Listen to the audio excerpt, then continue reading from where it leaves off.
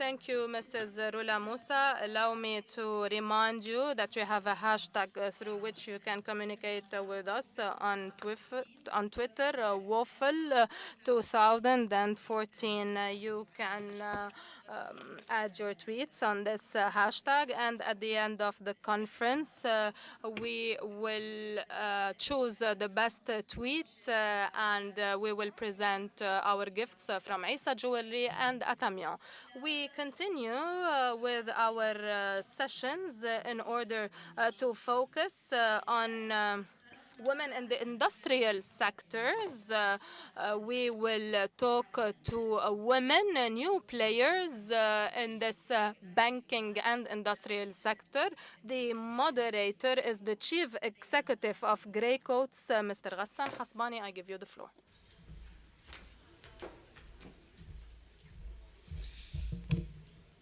صباح الخير. Good morning. Allow me first of all to thank you for your presence and participation in spite of the delay. I would like to call on the panelists to join us on the stage. The dialogue will take place in English in this session. You may need to use your translation equipment.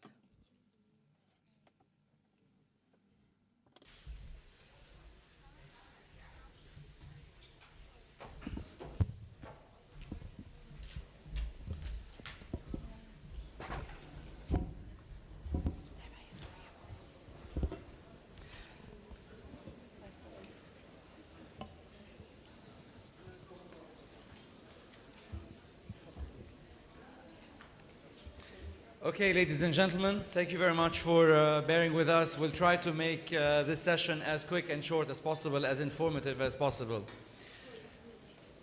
Many careers that you have seen very successful women in: politics, healthcare, banking. Yet, there's always this question about number of women in a field and the levels at which women are contributing to that field. They're two separate questions. Today, we're exploring a field that is not typically explored in discussions like that. We're trying to explore a new area of finance, which is not, as many may think, a single discipline or a single industry. This industry is quite widespread and has many specialities, many areas of work. We try to basically represent them on this distinguished panel. So in due time, we'll uncover bit by bit what are the challenges of this industry, what are the challenges for women in this industry particularly, and what are the opportunities and how should they be addressed. It gives me great pleasure today, ladies and gentlemen, to be moderating this session with our guests, Gretchen Beery, who's a senior professional in the field of public sector development finance with years of experience in working with multilateral development banks, including the World Bank and the European Bank of Reconstruction and Development. She has expertise in a wide range of activities, including development finance, particularly funding mechanisms and projects for that. In recent years, she has been working on helping governments develop and implement economic, financial management, and public administrative reform. She has extensive experience working in fragile and conflict-affected countries. She holds a master's degree in international relations and economics from Johns Hopkins University School of Advanced International Studies, an undergraduate degree in international political science from the University of Louisville. Gretchen, welcome and thank you for being with us. Thank you. It also gives me great pleasure to have with us today Raya Rafael Nahas, who is A member of the Board of Directors and General Manager of Banque Libano-Française, Chairman and General Manager of CTM SAL, Centre de Traitement Monétique, and Board Member of Banque SBA France, etc., etc., etc., and many board memberships and activities in the private sector. She is also a member of the Board of Directors of Wholesome and Chairman of the Beirut Life, Lebanese International Finance Executives, Beirut Committee. She holds a master's degree in financial management and master's diploma in money, banking, and finance from the Panthéon-Sorbonne University in France. Raya, it's a great pleasure to have you with us here. Thank you. And last but not least, Samara Azzi is the founder of SK3 Capital. It's a private equity group active in advisory, sourcing, and funding. The firm is based in Hong Kong and Geneva, and most active in funding Silicon Valley type of deals. She has operated in many countries in Southeast Asia, Europe, Middle East.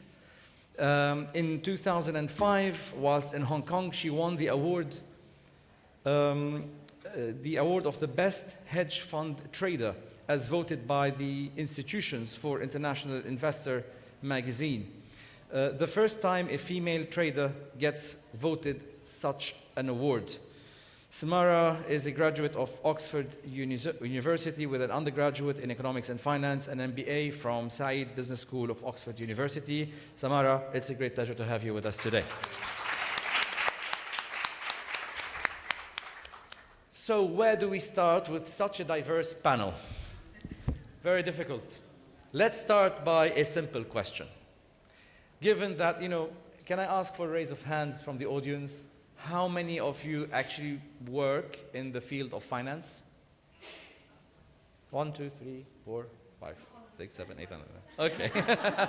And that does not include using the credit card. Okay. So basically, just a quick explanation from each and every member of the panel to understand basically what they actually do. Shall we start with you, Samara? Sure. I work in the field of Can you get the private microphone equity. closer? Sure. Is that better? Yeah. I work in the field of private equity, which is the financing of companies before they get to the stock market. Anything to do with the financing from private individuals. I mainly deal with institutional money, so money of sovereign wealth funds, money of pension funds, anything that you can think of, like United Nations Fund in Geneva, CERN pension funds. That's the type of clients I work with. There's two parts to what I do. I do funding, which is funding of entrepreneurs from Silicon Valley. And my company is involved in funding mid-stage companies, not very early venture capital. So I've funded companies like Twitter, I've funded companies like SpaceX, I've funded companies like Facebook when they were in the last round, if you like. And the other side of private equity is sourcing deals. When you say sourcing, basically what you are doing is deploying money. So when private equity funds raise money, I go and look for projects for these funds to deploy it in certain sectors if they need help. And that's what I do. Thank you very much. Let's move on to... So basically, in simple terms, you find the money, you take it from certain people who have it, and you give it to people who need it to grow their companies. Yes. Okay. That's simple. Okay. Well, Raya, Yeah. you had a bank. You are at the top of a bank. Yeah. What is retail banking in few words? Well, BLF is not only a retail banking. I mean, it's a commercial banking. I'm general manager, so I mean, it covers all the areas of banking. But I'm not alone. I know it's a man's position in a man's world, but I mean, we are teaming up with the chairman and the chairman of the group, and we manage the bank. So in different areas, commercial banking mainly, corporate and SMEs, but also retail banking, electronic banking, investment banking and private banking as well, and international. Thank you very much. And last but not least, Gretchen, you're with the World Bank and you've worked with the European Bank for Reconstruction and Development. Can you tell us a little bit about the nature of your work and the places that you go to and how you help them? Certainly. So I'm in a field called development finance, which may not be known to many people. It is essentially the provision of loans and grants to developing countries and middle-income countries to support poverty alleviation programs and improve economic growth. This is work that is generally funded by governments through multilateral or bilateral institutions, such as the World Bank, for which I work. In my case, I generally work in fragile and conflict-affected countries. I'm working with those governments to help them improve their core government functions, so their ability to manage their finances and deliver services to their population. And this field really stems from the fact that over 1 billion people in the world live in extreme poverty. Thank you very much. So effectively now we've seen kind of 3 phases of financing, the kind of public level of funding and finance for countries and development work. Of course, the private banking, both on the commercial side and retail side, working with companies and individuals to basically save, develop, invest, and borrow.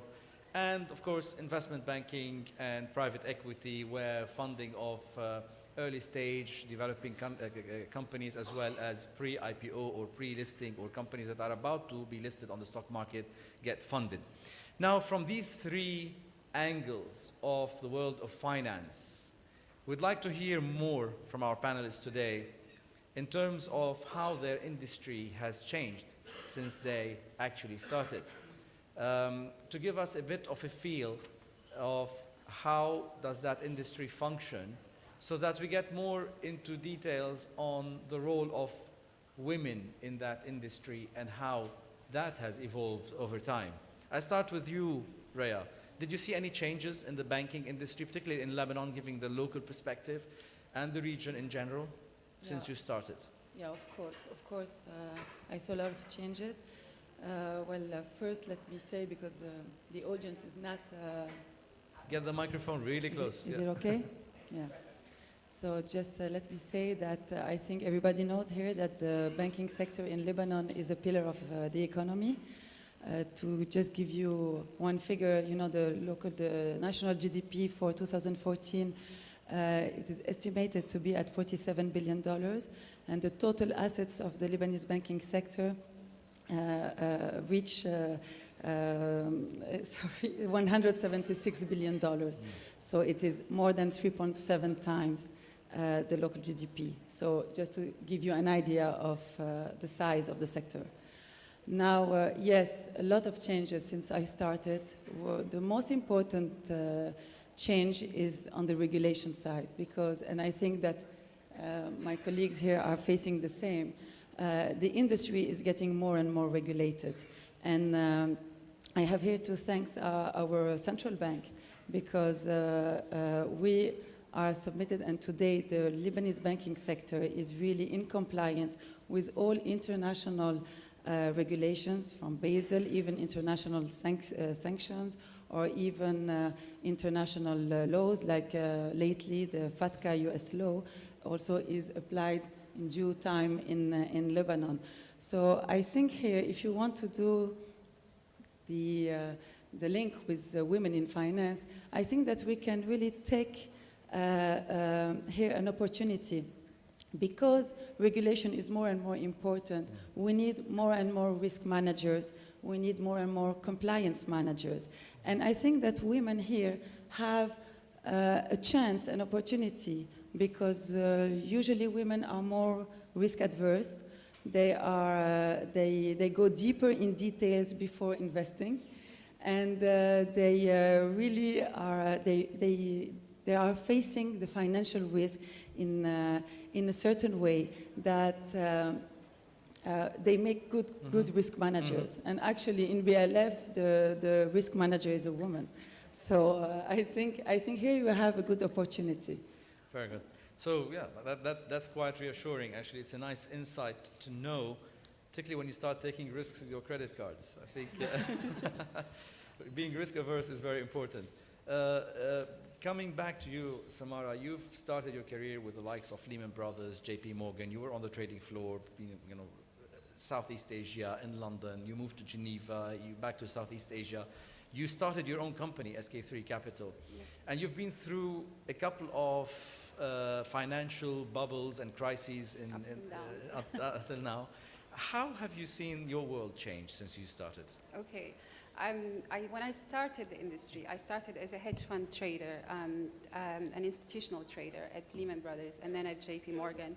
And then, you know, I was moved to Asia with JP Morgan. So in terms of how the industry has changed in regards, since this is a conference about women in finance and women in general, I was always the minority on the trading floor as a woman. You know, the ratio of women on the trading floor in London or in New York or in Asia is pretty similar to the ratio of women in the Lebanese parliament, about 3 to 200 or something like that. So, you know, we were always the minority, and that hasn't changed. And I account that to, I mean, I'm a big defender of investment banks and how they treat women, because I made it in investment banks and I was treated very well by my employees, and I was given many opportunities because I was a good trader. I succeeded at what I do.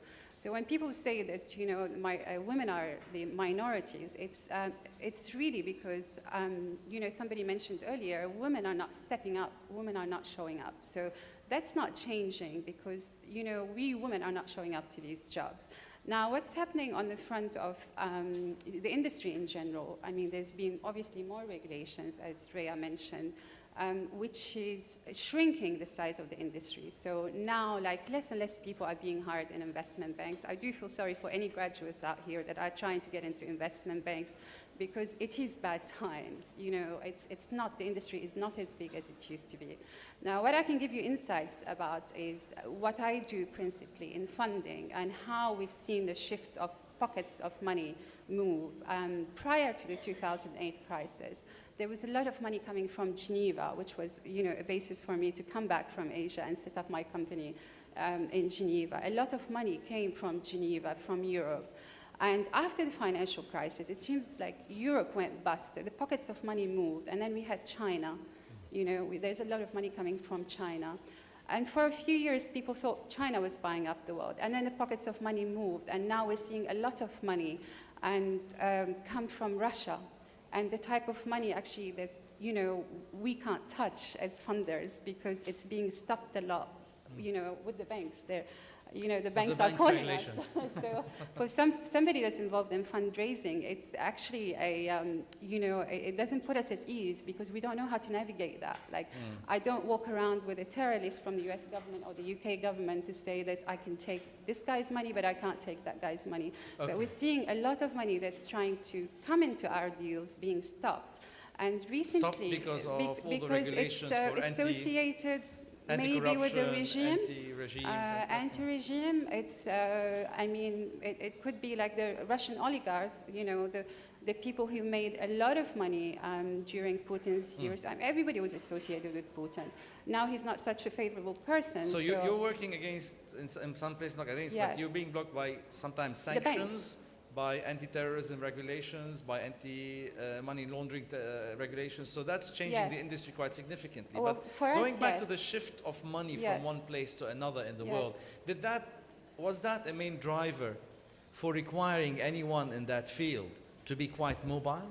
Because you had to live in different parts of the world as well, following where the sources of money came from? Well, you know, if you do my job, you can live anywhere, because in today's world, you're connected via the internet. You can get on a plane, you know, and go and see any. But you need to be mobile for international funding and international finance. So having an office in Geneva does not serve me in any way. I just need to be where I'm talking to the client and where my client is at all time. And we do the rounds with everything. Gretchen, thank you very much, Samara. You're also quite mobile in your work. You spend a few years in different parts of the world every now and then.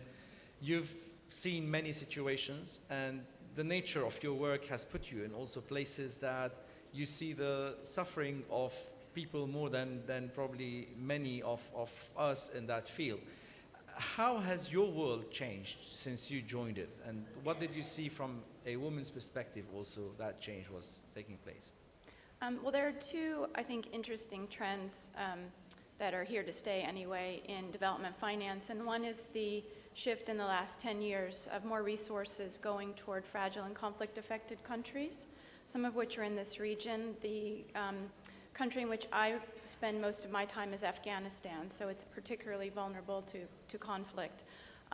This is an interesting experience, certainly from a female perspective, because many of these complex countries, in fact, have maybe a more patriarchal approach, and you see very few women in senior positions, and you may be working there for years at a time and have very limited interaction with women, in fact. So that's very interesting for me as someone who has had many opportunities that women in these countries will never have, the ability to have a good education, encouragement from family and society.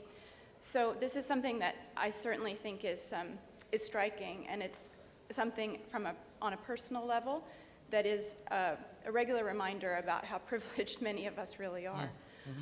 The other trend in development finance is towards something called inclusive growth. And basically this means is as we're financing improvements in countries to increase economic growth, sometimes this tends to go into the hands of a smaller number of people versus the most impoverished. So this means basically supporting governments to focus on policies and programs that pay attention to women and youth and provide social safety nets so that you're not persistently seeing lives improve only for average income earners and more privileged. So these are two trends. I mean, for me, the work in fragile states is very near and dear to my heart, and I'm very pleased to see more attention going into this because it's also critical to developed countries. It's about stability in these regions, and that instability spills across borders as we see here. Very good, thank you. So let's move on to something a bit more personal now. We've seen the industry, we formed a view of where you all operate and how you see things changing, and you've seen things changing. What are, in your views, and very quickly to go through the panel with the same question, are the key success factors from your perspective to succeed in each of your industries? Now, of course, the interest of the audience today is to understand how can a woman in particular succeed in those areas of speciality that you have described. Shall we start with you, Samara? Sure. I always thought the key to succeeding in investment banking is the same for a male as it is for a female, because we actually measured, if you're an investment banker or you're a trader, you're measured by how much money you make. So if you're making money, you're successful. If you're not making money, you're not successful. So you really have to know your trade. You have to know your stuff. You have to have a passion for the job, because it is it is a very demanding job. If you're a trader or investment banker, the two fronts of investment banking. And, it's apart from having the intellectual capacity to do your job and being good at it, you really have to have the emotional intelligence. When I say, we call it EQ these days. Apart from IQ, it's EQ. It's how you deal with people, being a team player, being able to lead people, being able to build consensus and bring people to your point of view. So it's the same that it is for a male as it is for a female. There's not much difference there, I think. But Rhea, do you think women have a higher EQ than men, and does that help? Certainly. Okay. We do. It reminds me of what May said in the opening, that Dieu créa la femme. She reminded us that God created women after men. And usually when you do something twice, the second time you do it better.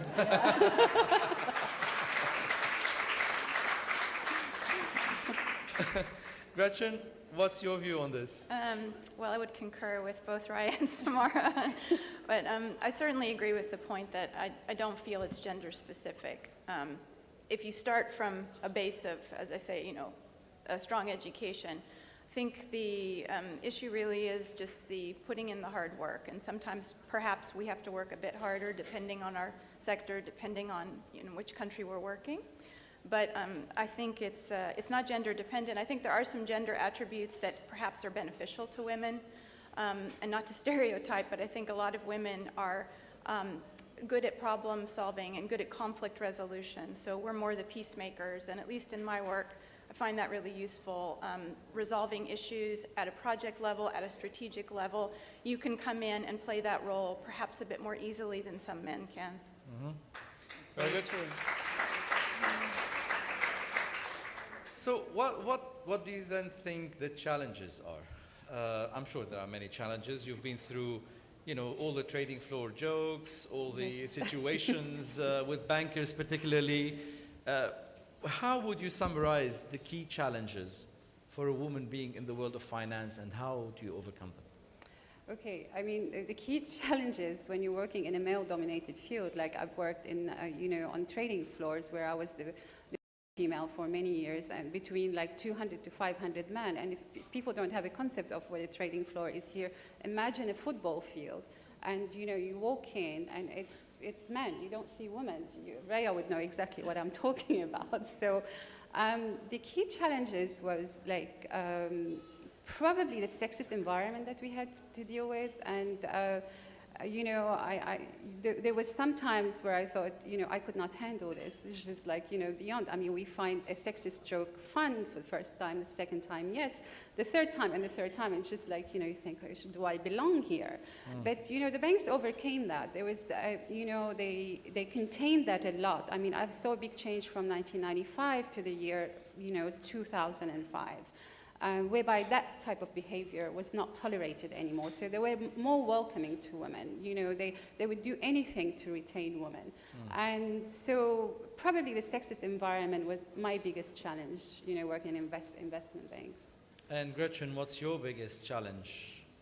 I think it's working in almost entirely male-dominated contexts. I think it's working in almost entirely male-dominated contexts in some of the countries I work. And so it's, you know, trying not to let it get to you and just be the best professional you can. But I once, having worked on a very high-profile program in a country, was referred to as an English-speaking secretary by a government official. So that was kind of a bit of a blow. But over the years, I've learned to, you know, kind of just take that, accept it, and approve myself with my work. Let's go through a quick round of Q&A, but short ones. I'll throw questions at you. This is how it works. I'll throw a question at you. You answer me with 1 or 2 words with a quick example. There are not many questions, but just to get things going very quickly and, you know, to get more ideas out of you. Let's start with the first question, and we've heard it in the previous panel. Are you with or against quotas for women? I'm against quotas for women. Why? Do you want me to? Okay, in a male-dominated environment, you can put me in a very bad position if you know, if I'm being considered or I'm seen as a token female, as we call quotas. You know, females that come in through quotas, they're called token females. So there's no room for error anymore, because then people would be questioning: are you there on merit, or are you there because of your quota? A quota guarantees you a seat, but it doesn't keep you there. So you know, I don't. Thank you, Rhea. Totally agree with what Samara said, and I think they said that also in the politics panel before. I think maybe quotas are important to change mentalities in a country, but definitely not in favor of women.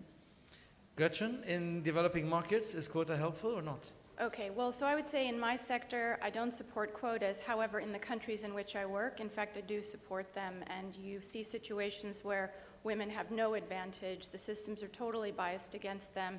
And of course, you have to deal with the root causes. But if you don't give them an opportunity to put their leg up, to start, you know, you're going to see centuries before you see any progress.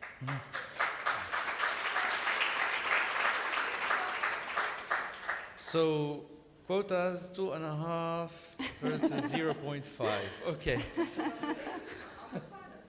From here, yeah. So second question, I go back to you, Samara. Did you have a quitting moment, which is you touched upon? A quitting moment? A moment where Yes. you said, I'm quitting. Because I I'm a can't woman? because you're a woman, Yes. I can't handle this anymore. Yes, definitely. If you remember, I was working at Lehman Brothers in London in 1998, and this was the time of the impeachment of Bill Clinton, the Monica Lewinsky gate. So, you know, what used to happen, I mean, working in that environment, obviously, it was very colorful, and it was very funny, and sometimes very distasteful. But what happened to us is, I would walk into the trading floor every day, and the boys would be very well behaved up to 12 o'clock. And at 12 o'clock, you know, you get all types of sexist jokes. I used to call it, like, I used to think they're getting the porn briefing from somewhere. Like, who's sending them this stuff? You know, where are they getting it from? Every day, you know, we had different sexist jokes on the floor. And it became intolerable. So what happened is, I went up to my boss one day and I said, you have to do something about this. I'm going to quit. If this goes on, I will quit. And if you don't do something about it, I will take it further up to HR. So he said, help me find out where it's coming from. We don't know where it's coming from because, you know, you can't send stuff like that on email. Anybody that works for an investment bank knows, you know, you can get fired for sending jokes like that on email. And we always record it on the trading floor. So, you know, you don't have these sort of conversations. So, and then I found out actually that it's coming through the fax machine and you know, from the fax machine in New York.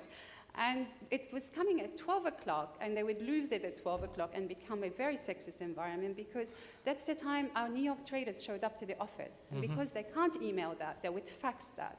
So I found out from our assistant that it's actually, my enemy was the fax machine. So I went up to my boss and I said, you have to do something. He's like, what can I do? I said, well, do something. He's like, you take charge of the fax machine. He's the fax machine and he's a shredder. Whatever you don't like, put through the shredder. So, and then we solved it. So we solved it amicably. So you made That's the moment I thought of quitting. And then I found out, you know, all I had to do was get a handle, you know, of the fax machine. Rhea, have you thought about it? I just want to answer a bit to Samara because she's giving there are some advantages of being in a male-dominated industry. I mean, you never wait in the ladies' room. This is my first conference. My first conference ever, I'm waiting in the ladies' room.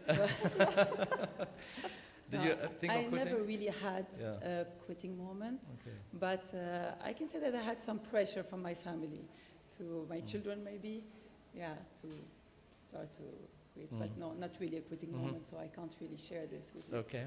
Gretchen, any quitting moments or potential ones? Yeah, perhaps it was earlier in my career when I referenced the unflattering statement that I was just an English-speaking secretary when at that time I did sort of question if this is really the environment I'm going to work in, perhaps I'm in the wrong place. But I persevered and I got better at my job and better at taking the criticism, so it was a lesson. Very good, so that's done. The third and last question, which probably goes back to what you will start from the other end. Did anyone assume you were actually a man before they met you face to face? Yes, in fact, I'm regularly referred to as Mr. Beery. In all communications with male colleagues in certain countries I work in until they meet me. So I always wonder what goes through their head when they realize, perhaps to their disappointment, I'm not Mr., but yeah. Were some people surprised by seeing you at the head of your organization before knowing it? Well, very, very often. I mean, very often. I got used to be called gentleman. So because, you know, in a board, I usually say, hello, gentlemen, and nobody, you know, oh, I'm there. No one is really looking. So really, it's something very, but you get used to it. Okay. Get used to it. Maybe it's a wrong thing. Yeah.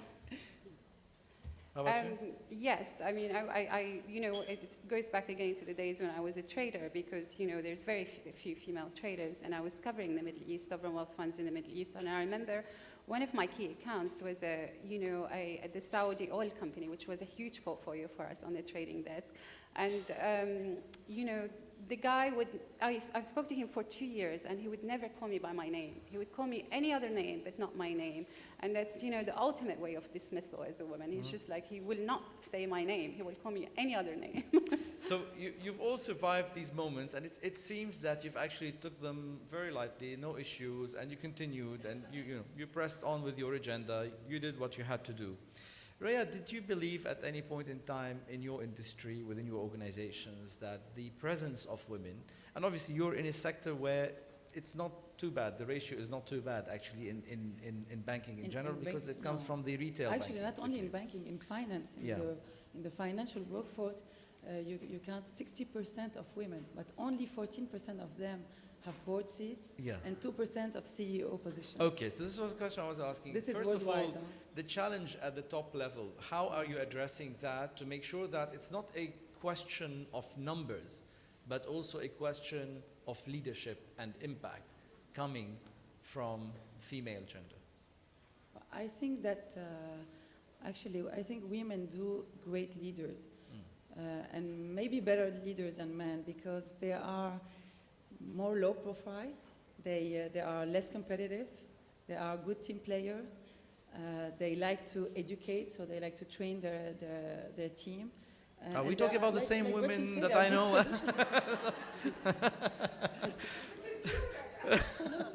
No, Okay. really. They're a solution provider, as Gretchen said. Yeah. It's a really solution provider because they used to do that at home. They need to resolve conflicts between children. But how can we see more women promoted to that level where they can actually do these things at a large scale? Well, maybe you have to answer this question because usually the person behind the chair, behind the decision of promoting women are men. So you should answer the question, Rassan. I have to.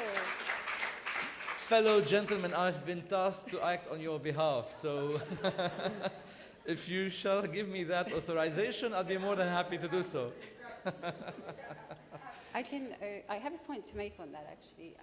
There is the 30% club, which is a women's club that's set up in London to push women to be on the board, to make up 30% of the board. That club did a study with Barclays Bank, and what they did is in banking we have something called the annual review of employees. Everybody gets an annual review, and you have KPIs, key performance indicators. So what Barclays Bank did is they added one more key performance indicator to your annual review as a guy, and that they called it diversity. And what that is how you treat women, you know, in your job. So they tied it to their pocket. They tied it to money. Yeah. And when that's tied to money, how you treat women is tied to your salary. They started promoting more and more women on the trading floor in Barclays, and they've been very successful at it. Yeah. So did they define that as no comments about their dress code and? Well, if you get a lot of complaint going through HR, so you know, that's how it's defined. yes, it's defined. Very well. Gretchen, I'd like to hear more about now, not just from the perspective of your work within your organization, but within the countries that you've operated in. What were the main observations about the state of women in those countries in terms of leadership positions, in terms of ability to make change and to be part of change? So, we're just dealing with places that have a really host of critical problems. When you're in a conflict environment, for example, these sort of gender questions, they're not on the table. But what you find is the lack of women working dramatically impacts the economic prospects for these countries. And this is something that I think slowly governments do come around to, but societies don't change particularly quickly. And what I've seen is it's not particularly productive to try to push too much against these questions. I mean, even in our own countries that are more progressive, it takes a very long time, and we're talking now about the number of women in leadership positions in Europe, the US, the Middle East. So you can't necessarily apply that in the same way to some of the least developed conflict-affected countries, but there are things that can happen, and as I mentioned earlier, minor policies like quotas can be useful, but I really think it's an evolution, and it takes a very long time and requires a huge amount of patience. But just I think women in every society, women struggle with the family role, the obligations at home, and it's not unique to these less developed countries, but it's a lot more profound. Very good. Rhea, how has the presence of women in your institution helped society at large and helped the development of the institution? Has there been a kind of special outcome that you can think of where they have made a difference? Had they not been there, this difference may not have been achieved. Okay, I can talk about a project that a recent project that we did in the bank, and I'm very proud of. And actually, it's a woman that's behind this project. It's our head of electronic banking. Her name is Mirna Wehbe. And actually, we partnered with WFP, the World Food Program, UN agency. And this project aimed at transforming the food voucher to refugees, to the Syrian refugees, and to transform it into a prepaid card. And it looks natural and very easy to do, but it was actually the first time ever in the world that a bank was able to transform this food voucher into a credit card. And the advantages for the refugees are numerous. First, refugees don't queue anymore every month to get their food voucher. In case of theft or loss, the card is automatically blocked and replaced. The WFP is able to make sure this money is spent for food and not for drugs, and we know how this happens usually. So really numerous projects, and this was really a business project that had enormous social impact. And I'm very proud of it because I was behind it and Mirna, and so we're two women behind this project and very proud of it. Very good. Well done.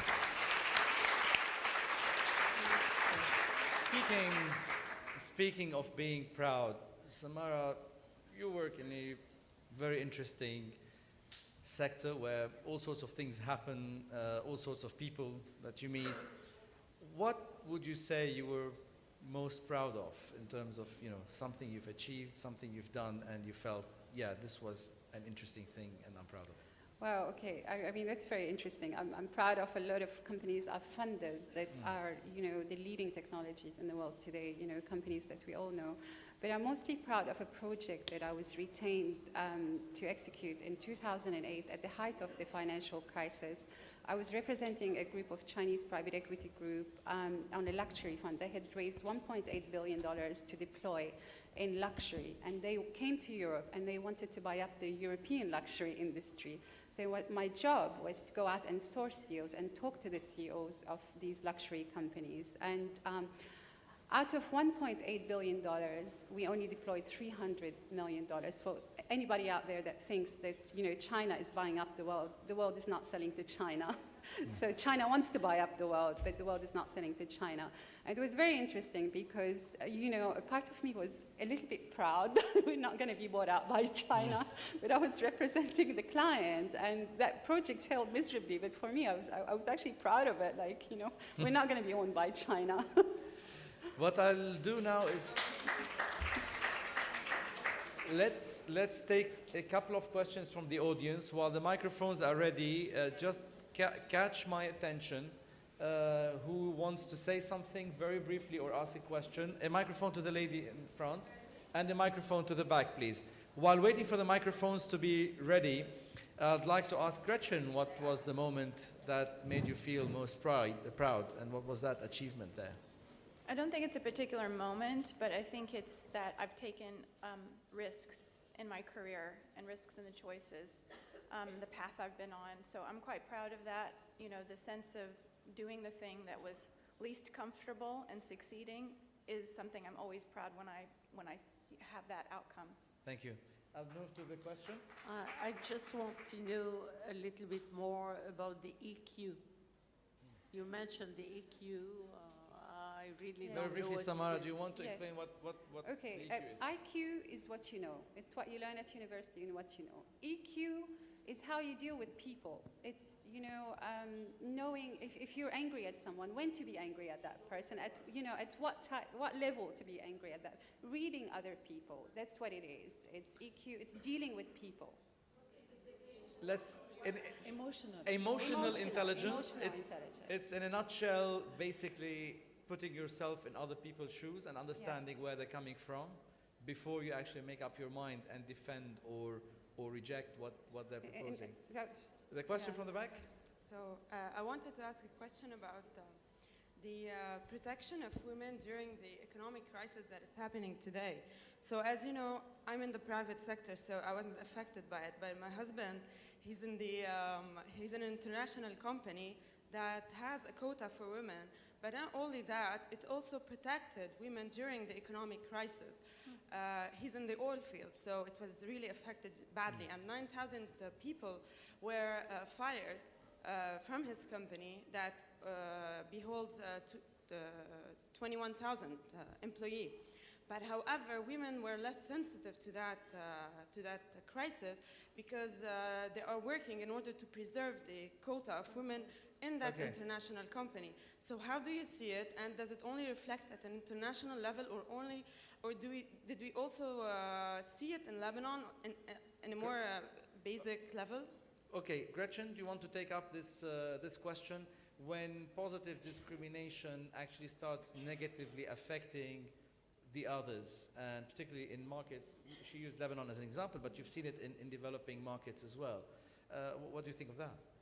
Well, I mean, it sort of goes back to Samara's point, which is, you know, it can have a very detrimental effect in terms of the way you're held, the esteem you're held by your colleagues. If they think you've only got the job or kept the job because you're a woman, that's absolutely counterproductive. I think when I was referring to the value of quotas, I was talking about the most impoverished countries in the world, so who are really starting at the lowest level.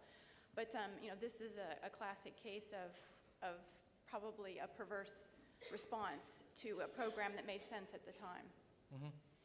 Well, we're running out of time, but it's never enough to cover such an interesting topic in all its intricate details.